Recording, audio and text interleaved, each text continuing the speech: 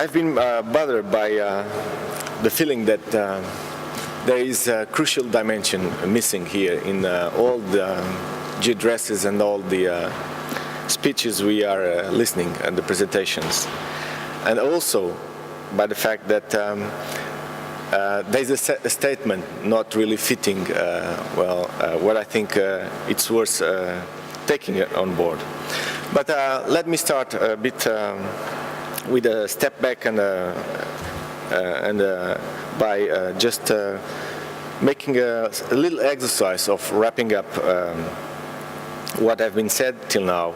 And what we found is that we found a lot of tensions and oppositions between, say, the need for a centralized infrastructure versus a distributed topic-focused initiatives, or between cooperation and competition, or again a tension between engineering and basic science, or between a grand gadget versus a small monastery.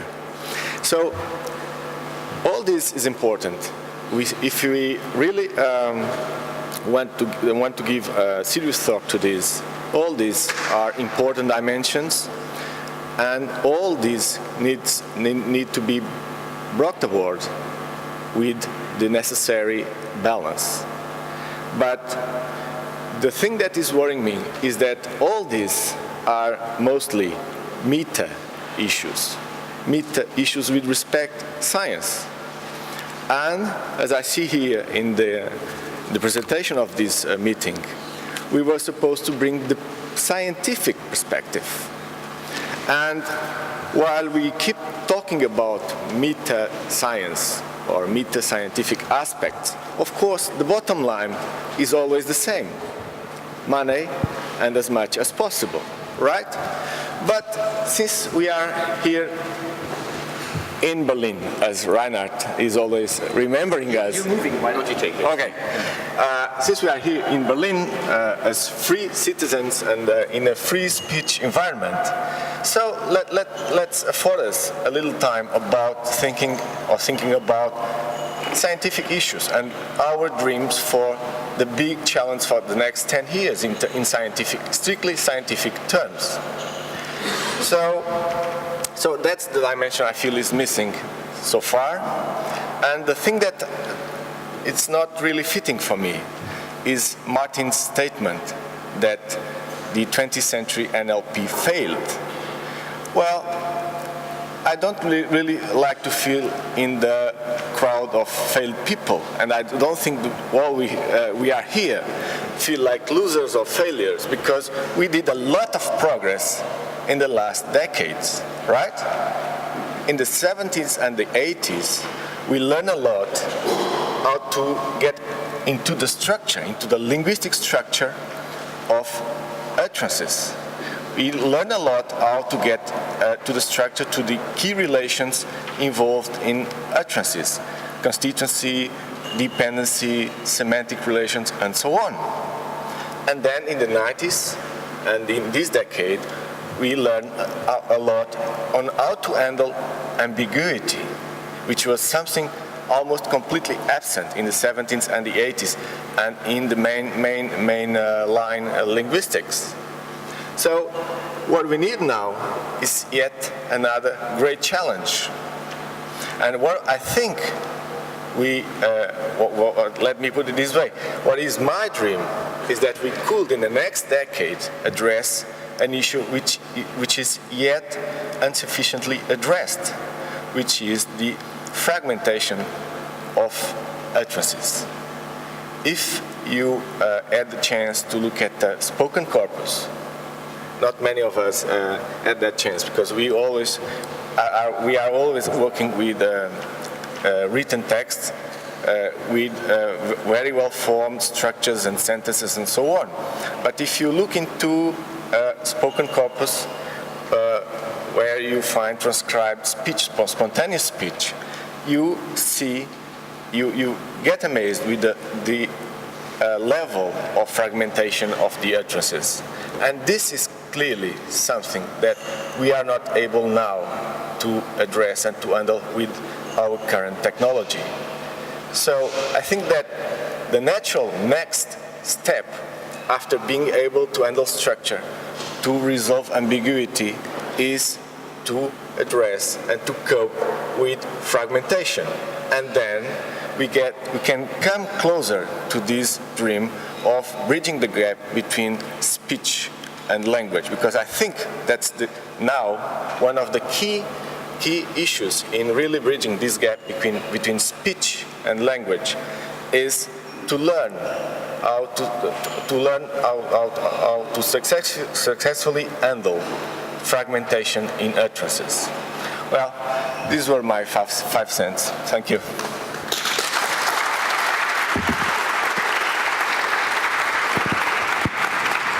So, Antonio, thank you very much. Thank you for the statement. There are questions. This is the survival instinct. Mine or yours? I obviously said some misleading things. I did that once before, many years ago. I think computational linguistics in the last 10, 20 years has been the most extraordinary success story. I think they have done quite remarkable things. They would have done more remarkable things, and the things that they have done would have been recognized were it not for this pseudoscience that has smothered them called natural language processing. That's not computational linguistics, that is anti-computational linguistics. Okay. Stefan.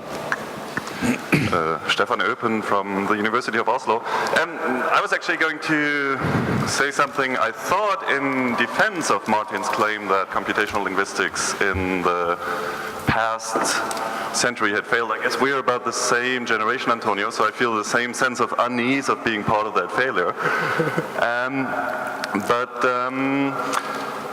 I have the privilege of helping Martin and Dan Flickinger edit a volume of collected papers by Martin Kay from the past 50 years. So they'll be on the bookshelves in a few weeks or months. A little bit of marketing. And in reading through these papers, I realized, well, 50 years ago, computational linguistics was very much a cognitive science. It was a science interested in advancing the understanding of human language and the mechanisms we use in producing and understanding human language. And in my experience, it has developed, in those past 20 years that you just credited for success, Martin, into more of an engineering science. We've moved from, putting our emphasis into the basic, moving our emphasis from the basic discovery procedures to the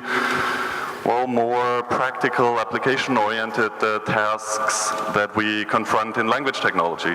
And to me, in that development, we have made tremendous progress. I work in parsing, so I have helped refine the chart parsing techniques. But if you think about it, a chart parser, it assumes a very large data structure, and it has found a very clever way of representing immense numbers of competing analyses. It packs tens of thousands, millions of analyses into a compact data structure. Given what I understand about human sentence processing, that's certainly not what we do. We work with limited working memory, and we pursue at most very limited amounts of competing analyses in parallel. So by that analogy, incremental parsing, near deterministic parsing should be the frameworks we should be pursuing, but these are not mainstream research approaches in parsing research currently.